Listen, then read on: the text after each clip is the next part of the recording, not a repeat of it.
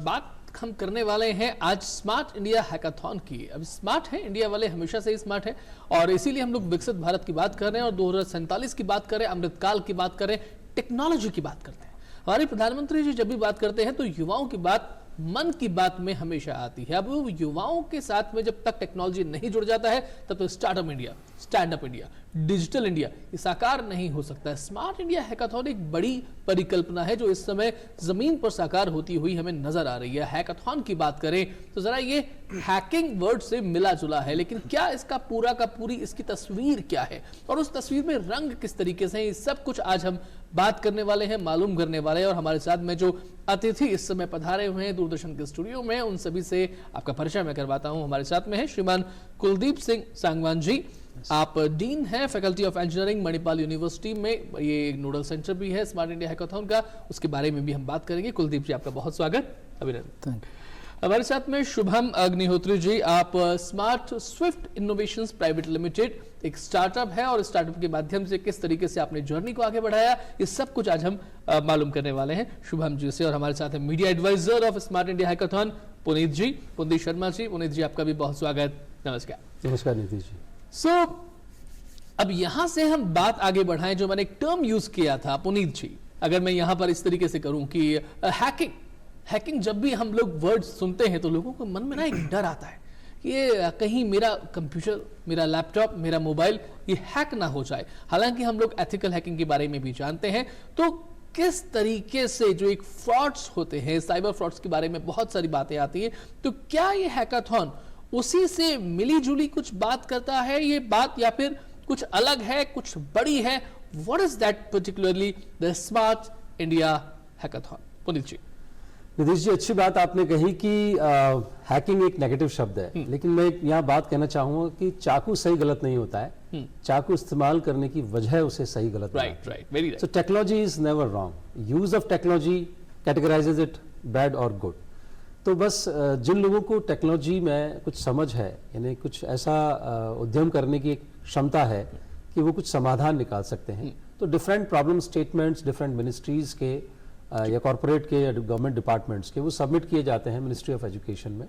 जब हम इसके लिए एप्लीकेशंस इनवाइट करते हैं प्रॉब्लम स्टेटमेंट की, तो वो प्रॉब्लम स्टेटमेंट्स आते हैं, फिर हम उन्हें पब्लिक डोमेन में लेकर के आते हैं, स्टूडेंट्स उनको अटेम्प्ट करते हैं, फिर इंटरनल हैकाथॉन होते हैं, फिर उसकी जो फाइनल्स जो टीम होती है, बेस्ट टीम है, उनको रिकमेंड करता है इंस्टीट्यूशन और फिर उनका ग्रैंड फिनाले होता है। ये यूजुअली एक मोटा मोटा स्वरूप है। तो निश्चित प्रॉब्लम स्टेटमेंट और उसको एक एवेल्युएशन के बाद में फिर ग्रैंड फाइनल तक की जर्नी रहती है। और जहाँ तक स्मार्ट इंडिया हैकाथॉन की मैं बात करूँ, वर्ष 2017 में एक बहुत विनम्र शुरुआत की थी और पता नहीं था कि ये स्वरूप हो जाएगा। आज दुनिया का सबसे बड़ा open innovation model smart India hackathon है। उसके बाद में सिंगापुर और दूसरे देशों ने भी भारत सरकार के साथ हाथ मिलाए और वहाँ भी हमने जाकर के हैकाथॉन्स का कंडक्शन किया है। और करते करते आज इस वर्ष की जो जर्नी हो गई है, इसमें 2 एडिशंस होते हैं, सॉफ्टवेयर और हार्डवेयर।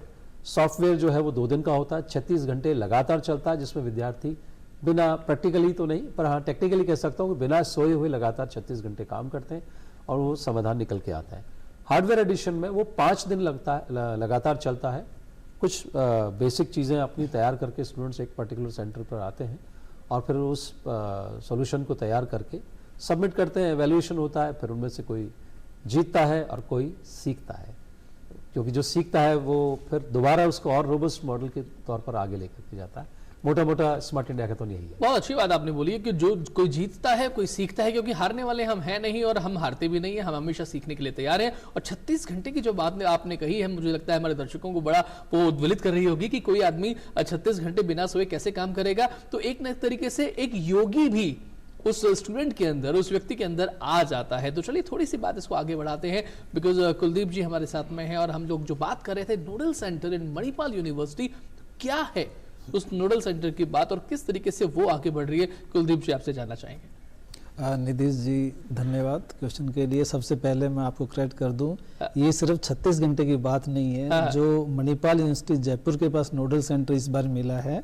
यहाँ 5 दिन लगातार बच्चे काम करेंगे, 120 घंटे की बात है, बिना सोए। उनके सोने का, रहने खाने पीने का ध्यान मणिपाल यूनिवर्सिटी ने बखूबी रखा है, वहीं पे उनको दिया हुआ है सभी।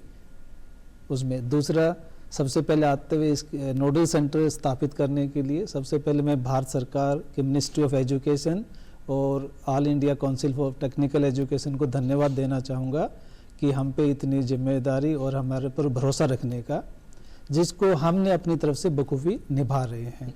सबसे पहले मैं कुछ स्टैटिस्टिक बता दूं। इस साल ये चौथी बारी पार्टिसिपेट किया मणिपाल यूनिवर्सिटी जयपुर ने हैकाथन में, और हार्डवेयर में फर्स्ट टाइम। तो इस बारी इंडिया के हर एक कॉर्नर से 10 स्टेट से 26 टीमें पार्टिसिपेट कर रही हैं, जिसमें 156 बच्चे स्टूडेंट हैं, 100 लड़के हैं और 56 लड़कियां हैं। इन स्टेट्स के अलावा अगर ये बोलें कि तो जो हमारे माननीय और यशस्वी प्रधानमंत्री श्री नरेंद्र मोदी जी का सपना है एक भारत श्रेष्ठ भारत, इसको भी ये कहीं पूरा करता है। सबका प्रयास। आज का भारत सबके प्रयास से ही तेज गति से आगे बढ़ सकता है। आज का ये दिन इसी का एक उदाहरण है। स्मार्ट इंडिया हैकेथॉन के इस ग्रैंड फिनाले का मुझे बहुत इंतजार था। जब भी आप जैसे युवा इनोवेटर्स के बीच आने का अवसर मिलता है, मुझे भी बहुत कुछ जानने का, सीखने का, समझने का मौका मिलता है। आप सभी से मेरी अपेक्षाएं भी बहुत होती हैं। आप सभी युवा इनोवेटर्स के पास 21वीं सदी के भारत को देखने का नजरिया कुछ अलग है।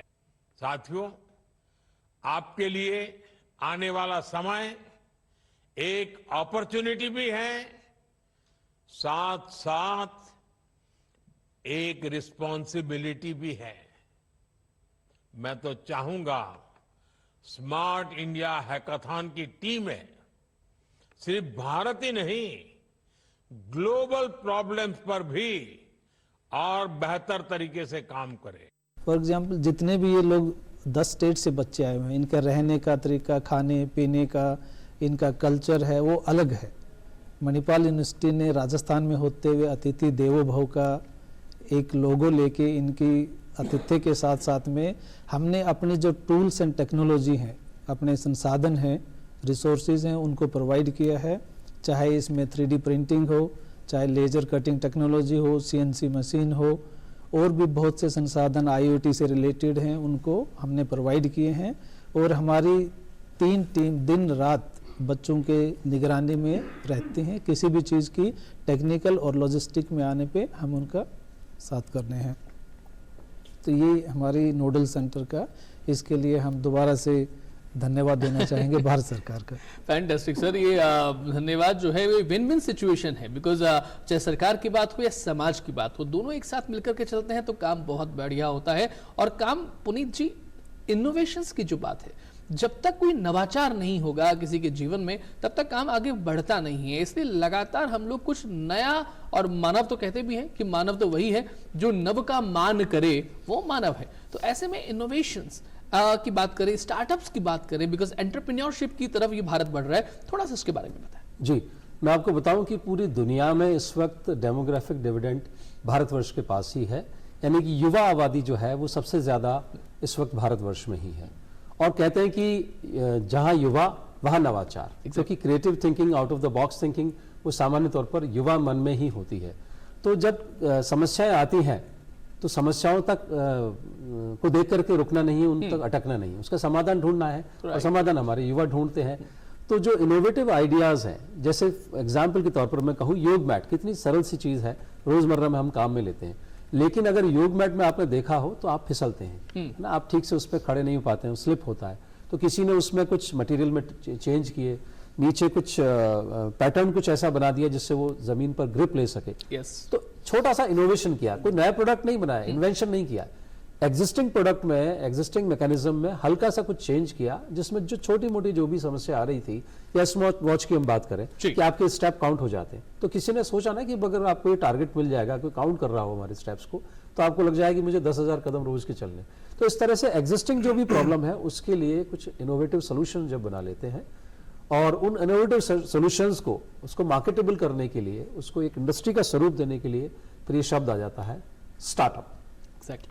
तो ये इस तरह से एक आइडिया से प्रोडक्ट लॉन्चिंग या कमर्शलाइजेशन की जर्नी है, जिसमें मुझे लगता है कि स्मार्ट इंडिया हैकाथॉन बखूबी अब अपनी भूमिका निभा रहा है। पहला चरण जो होता है कि एक आइडिएशन को कन्वर्ट करना, वो मुझे लगता है इस यात्रा की शुरुआत, स्टार्टअप की यात्रा की शुरुआत यहीं से होती है और यही कारण है कि पिछले सालों में 100 से ज्यादा बड़े स्टार्टअप्स स्मार्ट इंडिया हैकाथॉन की ही देन है। हम अगर डेटा देखें पिछले सालों का जो ग्लोबल इनोवेशन इंडेक्स की हम बात करें, उसमें भारतवर्ष 39 रैंक पर है, तो लगातार प्रदर्शन हमारा सुधर रहा है। उसका कारण ये है कि हमारी संस्कृति का पार्ट हो गया, हमारे कॉलेज की कल्चर का पार्ट हो गया इनोवेशन, और हम लगातार करते जा रहे हैं। हम उसको रुकना नहीं है, उसको कहते भी हैं कि भाई लगातार चलते रहिए, लगातार बने रहिए, लगातार कुछ ना कुछ काम करते रहिए। निरंतरता अगर रहेगी तो आप बने रहेंगे और आप लोगों को अपने साथ में जोड़ते रहेंगे, यानी कि योग करते रहेंगे, जिसकी बात पुनी जी ने की। सो शुभम जी, थोड़ा आपकी तरफ आना चाहूंगा और आपसे ये जानेंगे कि your journey of startup, because आपकी एक यात्रा शुरू हुई है कि एक बहुत ही यंग एस्पिरेशन जो है मुझे आपके अंदर दिख रहा है। सो आपके नाम में भी शुभ है, तो वो शुभ जो है वो किस तरीके से लाभ में बदला, आपकी जर्नी के बारे में बताएं। मैं आभार प्रकट करूंगा भारत सरकार का और दूरदर्शन का, हमें इस योग्य समझा कि यहाँ बुलाया गया और पार्टिसिपेट कराया गया। सो हमारी जर्नी, मैंने मैकेनिकल इंजीनियरिंग करी है मणिपाल यूनिवर्सिटी से, और बहुत ही अहम भूमिका निभाई है मणिपाल यूनिवर्सिटी ने, भारत सरकार ने और AIC ने, अटल इंक्यूबेशन सेंटर ने, हमारे स्टार्टअप को आगे प्रोत्साहन देने के लिए और उसको आगे प्रोपेल करने के लिए। हमारी जो स्टार्टअप है दैट इज ऑफ ड्रोन्स। हम आइडिएशन स्टेज से लेके सीडिंग स्टेज से लेके अब उसको स्केल अप कर रहे हैं, और टोटल जर्नी में इनोवेशन और अटल इनोवेशन इंक्यूबेशन सेंटर का बहुत अहम रोल रहा है। जैसे कि हम जो ड्रोन्स बना रहे हैं उसमें हम 3 वर्टिकल्स में इनको कैटेगराइज कर रहे हैं, manufacturing, services and training. Agriculture के लिए हम इस टाइम ड्रोन डेवलप कर रहे हैं, साथ में डिफेंस के लिए भी कर रहे हैं, और उसके अलावा सर्वेज के लिए भी कर रहे हैं। एंड सेम ड्रोन से हम सर्विसेज भी प्रोवाइड कर रहे हैं किसानों को, खेतों को, पर एकड़ चार्जेस पे, जो बिल्कुल नॉमिनल है। और इसमें सबसे इंपॉर्टेंट पार्ट ये है कि गवर्नमेंट ऑफ इंडिया ने सब्सिडाइज स्कीम निकाली है किसानों को ड्रोन प्रोवाइड कराने के लिए। Every drone which is handed over to a farmer comes on subsidy and it is insured.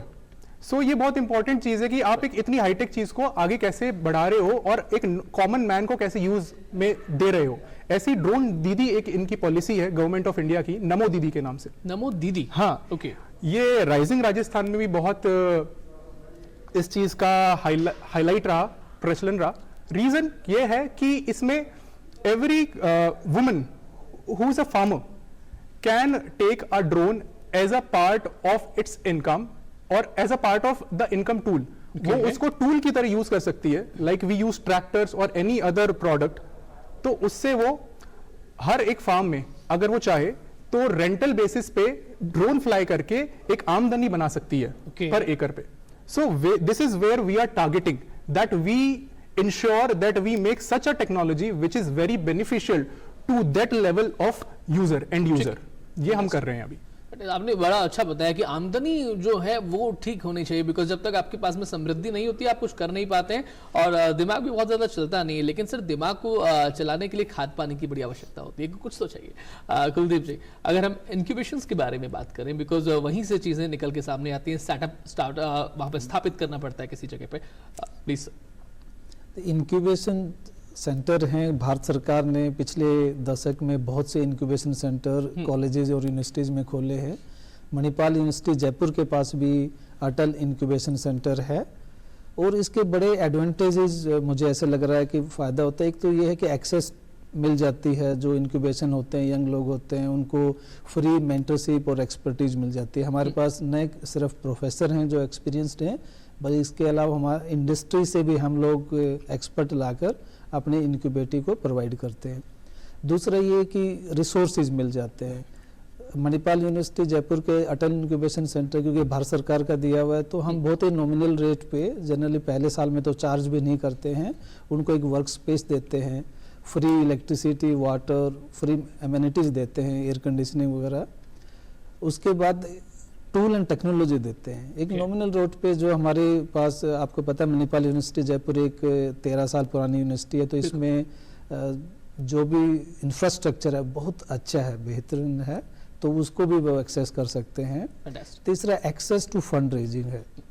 तो फंड रेजिंग हम लोग वेंचर कैपिटलिस्ट वगैरह को भी यहाँ पे लेके आते हैं, जिससे जो नए बच्चे हैं उनको वेंचर, और एक जो मुझे लग रहा है वो बच्चों के बीच में रहते हैं तो उनको एक टैलेंट पूल मिलता है, एग्जैक्टली एक्विजिशन मिलता है। बच्चे वहाँ पे जाते हैं अटल इंक्यूबेशन सेंटर में और इनक्यूबेटी से बात करते हैं, तो उनको लगता है कि ये स्टूडेंट टैलेंटेड है और मेरे लिए कहते हैं वो भी है। और उसके अलावा एक रिड्यूस रिस्क है कि एक ऐसा है, दो ही जगह है, एक घर और एक इंक्यूबेशन, जहाँ फेलियर का डर नहीं होता है जनरली। तो उनको ये भी एक फायदा है कि फेलियर के बगैर बेधड़क से वो इनोवेशन कर सकते हैं।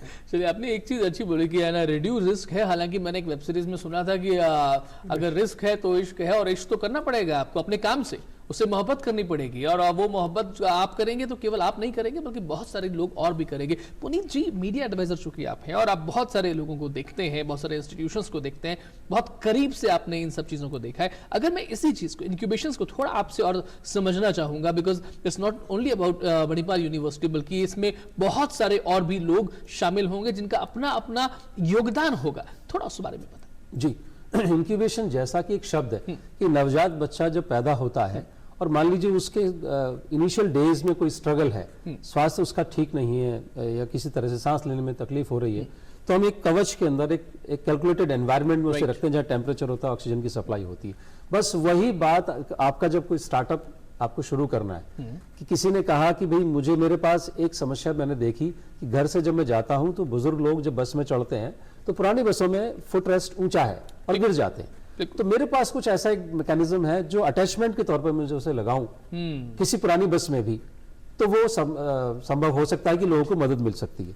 तो ये आपके दिमाग में एक आइडिया है, लेकिन अब आपको पता नहीं है कि मटेरियल क्या होता है, इसकी मैन्युफैक्चरिंग कैसे होती है, इसको बिजनेस स्वरूप में कैसे देख सकते हैं, भारत सरकार की तरफ से क्या इसमें आर्थिक मदद मिल सकती है, और वो सारी व्यवस्थाएं जहां एकल खिड़की व्यवस्था में जिसको कहूंगा, सिंगल विंडो, वहां आपको मिल जाए, सिंगल विंडो में, सिंगल पॉइंट पर, कि आपको आपकी कंपनी के रजिस्ट्रेशन करने की सारी जानकारी, आपको आपकी लीगलिटीज जो भी उस कंपनी के साथ जुड़ी है उनकी जानकारी, टैक्सेशन से जुड़ी हुई जानकारी, फंडिंग की जो जानकारी, सेल्स और मार्केटिंग के प्लान, प्लस ऐसे दूसरे लोग भी हो सकते हैं जो आपकी तरह ही सोच रहे हैं, हो सकता है आपका कोई वहां पार्टनर बन सकता है। तो इस प्रकार से ये वो जगह है जहां पर आपको ऐसी अपॉर्चुनिटीज मिल जाती हैं।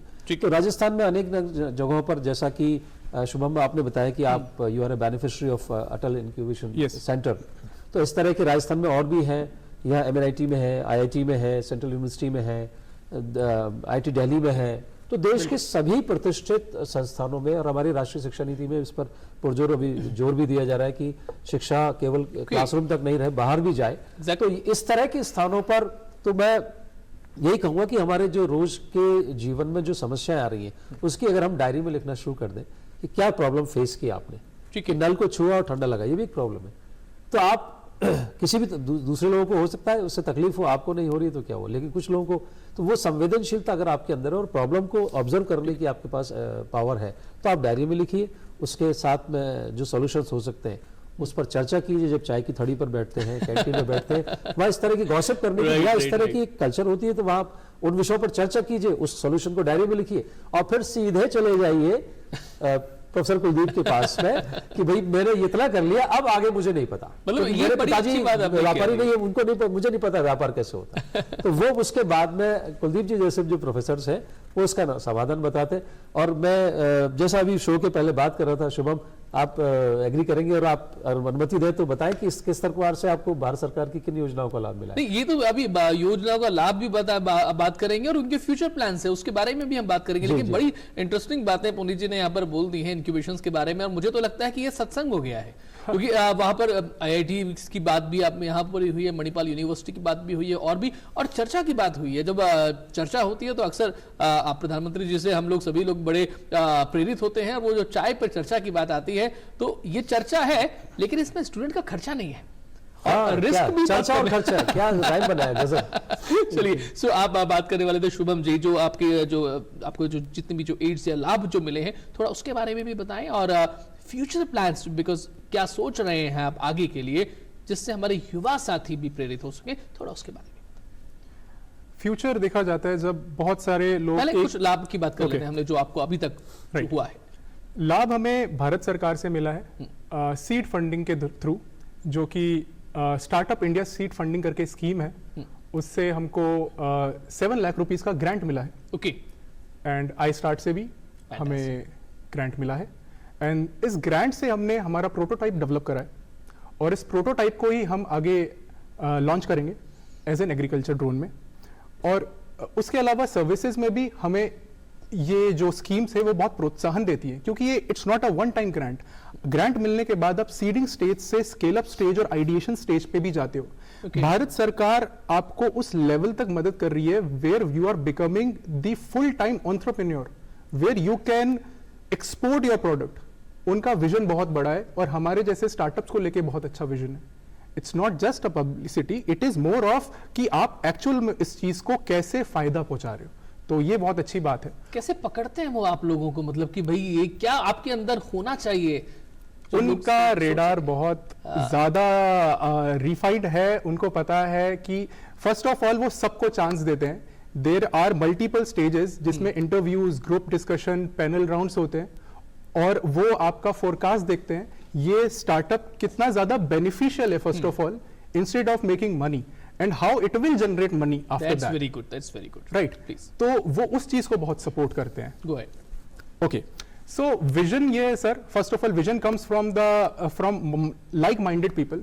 जो मेरे कंपनी के को ओनर और सीटीओ हैं सुयश जैन सिंह भी, we both are the college mates, और हमने ये विजन देखा है इस कंपनी को लेके कि how can we become 100% indigenous company, how can we become 100% make in India product, how can we make in India product 100%। Atmanirbhar Bharat की बात। आत्मनिर्भर भारत, जहां हम टोटली इनक्रिप्टेड ड्रोन्स बना रहे हैं इंडियन आर्मी के लिए। अगर हम एग्रीकल्चर ड्रोन दे रहे हैं तो we will make sure each and every component of the drone will be replaceable, and we will not wait for any other overseas country to export it to our country. हम उस type का vision देख रहे हैं, ताकि हम एक shelter के नीचे सारी फैसिलिटीज दे सके, और सिर्फ प्रोडक्शन में ही नहीं, हम उस प्रोडक्शन के थ्रू जो बाहर के बच्चे हैं इंटर्न्स की तरह हमारे पास आके एक्चुअल में उन चीजों पे हैंड्स ऑन करें। Let it be a simulator or anything, we are trying to become that company. Fantastic, बहुत मुझे लगता है कि इसका इम्पैक्ट जो है वो बहुत बड़ा होने वाला है, बिकॉज अब ये पुराना भारत नहीं है। मुझे पुनीत जी ध्यान आती है, बिकॉज हम प्रोग्राम के लास्ट स्टेज में मुझे लगता है हम इम्पैक्ट की बात ही करने वाले हैं, कि जब हम सुनते थे कि ये बदलता हुआ भारत है, मेरा देश बदल रहा है, आगे बढ़ रहा है, और आगे बढ़ते हुए इस देश में जो तकदीर दुनिया की बदलने की ताकत है, वो ताकत इन युवाओं के कंधों से निकल के आ रही है। सो थोड़ा स्मार्ट इंडिया हैकाथॉन का जो इम्पैक्ट होने वाला है, न केवल हमारे देश में बल्कि द वर्ल्ड वाइड, थोड़ा सा उसके बारे में और कुछ मैसेजेस। जी, इसमें तो कोई दोराय है नहीं है। जो बेनिफिशियरी हमारे साथ ही बैठे हुए शुभम, हैकाथॉन के जरिए उन्होंने अपनी यात्रा शुरुआत की, और एडवांस टेक्नोलॉजी, ड्रोन जैसी टेक्नोलॉजी पर वो काम कर रहे हैं, और जो हमारी इमीडिएट आवश्यकता है कि एग्रीकल्चर सेक्टर को हम बूस्ट करें, तो इनके ड्रोन्स उस एग्रीकल्चर सेक्टर के लिए काम में आने वाले हैं या आ भी रहे हैं जी। तो बस यही स्मार्ट इंडिया हैकाथॉन का मूल उद्देश्य था कि खेल खेल में कुछ ऐसा चमत्कार कर जाएं, ऐसा कुछ बड़ा कर जाएं कि दुनिया देखे और सबके लिए काम हो। और जो जैसा शुभम ने शुरुआत में मुझे प्रोग्राम शुरू होने से पहले बताया कि लगभग 15 लोग इनकी कंपनी में डायरेक्टली और इनडायरेक्टली काम कर रहे हैं। तो आप देखिए कहाँ आप इंजीनियरिंग की पढ़ाई करने के बाद आप सोचते हैं कि यार मैं एक नौकरी ढूंढ लूँ, है ना, भारत में ढूंढ लूँ या भारत के बाहर ढूंढ लूँ, और कहाँ ये इस स्थिति में है कि अपना जीवन भी अच्छा सुधार लिया और अपने आसपास 15 लोगों का जीवन भी सुधार लिया। तो बस यही है स्मार्ट इंडिया हैकाथॉन, कि आप खेल खेल में कुछ ऐसा खेल जाएं जो गंभीर स्वरूप के तौर में हो, और जो इंस्टीट्यूशंस का जो रोल है, एनईपी में भी इसको एंडोर्स किया गया है कि क्लासरूम के बाहर जाकर के कुछ ऐसा होना चाहिए। और माननीय प्रधानमंत्री जी लगातार हर वर्ष जो है हैकाथॉन में 1 घंटे प्रतिभागियों के साथ संवाद करते हैं। तो आप देखिए कि अगर शीर्षस्थ नेतृत्व, अगर किसी एक ऐसा इवेंट जिसमें सिर्फ और सिर्फ स्टूडेंट है, कोई राजनीतिक बात नहीं है, कोई इंटरनेशनल व्यक्ति नहीं है उसके अंदर, भारत के ही अपने बच्चे हैं जो मेधावी हैं, कुछ कर गुजरने के लिए तैयार है, उनसे वो संवाद करते हैं, तो कितनी ऊर्जा उसमें संचालित होती है। और उस ऊर्जा का ही प्रताप है कि हम लगातार देख रहे हैं कि पेटेंट फाइल हो रहे हैं, हमारा इनोवेशन इंडेक्स सुधर रहा है। जो बातें लगती थी कि व्यापार तो बड़े लोगों का काम है, तो व्यापार बड़े लोगों का काम नहीं है। और मैं सारे विद्यार्थियों को कहना चाहूंगा, ठीक है, धन की कमी कारण नहीं है आपके दिमाग में, होता कि पैसे होंगे तो हम व्यापार कर पाएंगे। धन तो देने के लिए बहुत सारी एजेंसीज बैठी है। आपके पास आइडिया अच्छा होना चाहिए, एक ऐसी प्रॉब्लम का वो समाधान होना चाहिए कि जो बड़ी हो। आपने देखा कि मास्क जैसी छोटी सी चीज भी विदेश से आती थी और आज भारत में बन गई। एग्जैक्टली, ये बात बहुत सही भी है कि ना हम लोग बहुत सारी प्रॉब्लम्स के साथ में गुजरते रहे हैं, लेकिन अब उन प्रॉब्लम है तो सोल्यूशन भी है, लेकिन क्या आपके पास वो सोल्यूशन है? हम केवल आधा मिनट हमारे एक एक्सपर्ट्स को और हम सुनेंगे और उनकी फाइनल पॉइंट्स जो है। शुभम जी, 15 लोगों की बात आपने बीच में कही, क्या आप अपने साथ में 15 लोग, आपके साथ में कितने लोग हैं और कितना एक्सपेंशन करने वाले हैं? सर ये स्टार्टिंग है, 15 ऑन एंड ऑफ है रीजन, और एक्सपेंशन का कोई लिमिट नहीं है sir. We are to a vision where we want to become the best company in drone manufacturing and in this sector. So there is no limitation how much hiring we will do. मतलब जय जवान की बात करें तो वहां भी वो भी लाभान्वित होंगे, और जय किसान की बात करें तो वो भी लाभान्वित होंगे, और हैकाथॉन की बात करें तो विज्ञान की बात तो हो ही रही है। Kuldeep sir, final message audience. मैं जो पुनीत जी ने बात कही है उसको थोड़ा सा आगे बढ़ाना चाहूँगा। NEP 2020 की, तो हमारे जो टेक्निकल एजुकेशन की डिफरेंट प्लेटफॉर्म पे शिकायत होती रही, वही है कि इंडियन जो इंजीनियर्स हैं वो एम्प्लॉयबल रेडी नहीं है, एम्प्लॉयबल नहीं है, क्योंकि उनकी प्रॉब्लम सॉल्विंग स्किल बहुत कम है। तो एक तो हैकाथन जो है कि नई पेडागोजी है जिसको हमें ज़्यादा से ज़्यादा यूज़ करना चाहिए प्रॉब्लम सॉल्विंग स्किल सुधारने के लिए। दूसरा, इसमें ये जो प्रॉब्लम है, जनरली हम भी स्टूडेंट रहे हैं टेक्निकल एजुकेशन के, उसमें प्रॉब्लम जो होते हैं वेस्टर्न कंट्री से लेते हैं, डेवलप्ड कंट्री के लेते हैं। ये पहला मौका है कि जो प्रॉब्लम स्टेटमेंट आ रही हैं वो इंडियन मिनिस्ट्री से आ रही है, इंडियन इंडस्ट्री से आ रही है, जिसको हम सोल्व कर रहे हैं। तो हमारे जो नए स्टूडेंट हैं उनको कहीं ना कहीं ये भी पता चल रहा है कि आने वाले भारत में किस तरह की प्रॉब्लम होंगी और उसके सॉल्यूशन जल्दी हम निकाल किस तरीके से निकाल पाएंगे। तो बहुत बढ़िया बात है कि आने वाले भारत में, यानी कि अमृत काल की बात हमने शुरुआत में की थी, और आने वाला भारत उस अमृत काल को देखेगा, ये पक्का है। पुनीत जी, और फाइनल वर्ड्स। माननीय प्रधानमंत्री जी ने जो एक संकल्प हम सबको दिया है, विकसित भारत बाय 2047, और मुझे लगता है जो डेमोग्राफिक डिविडेंड है उसका एडवांटेज हमको लेना चाहिए। और इस तरह के हैकाथॉन्स न केवल तकनीकी क्षेत्र में ही होने चाहिए, एग्रीकल्चर, मेडिकल, कॉमर्स, जो शिक्षा के दूसरे शिक्षण संस्थान है जहाँ दूसरे विषयों की पढ़ाई होती है, वहाँ भी नवाचार की अनेक संभावनाएं, वहाँ भी हैकाथॉन करें। मतलब क्यों कैंटीन में गॉसिप हो, क्यों हम टेक्नोलॉजी का पर्पस केवल एंटरटेनमेंट करें कि हम गाने सुन रहे हैं, मूवीज देख रहे हैं, या समय को ऐसे ही किल कर रहे हैं फिजूल की बातों में।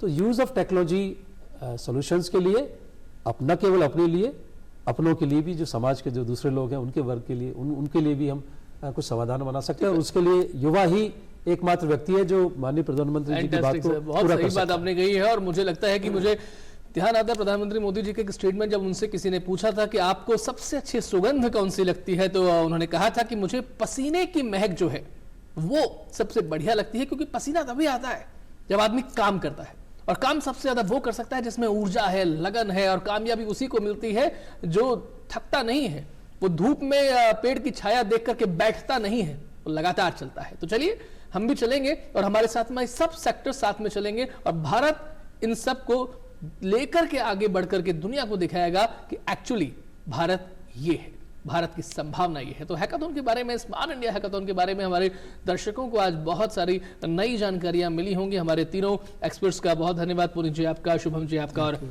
कुलदीप सर आपका भी बहुत धन्यवाद। नमस्कार।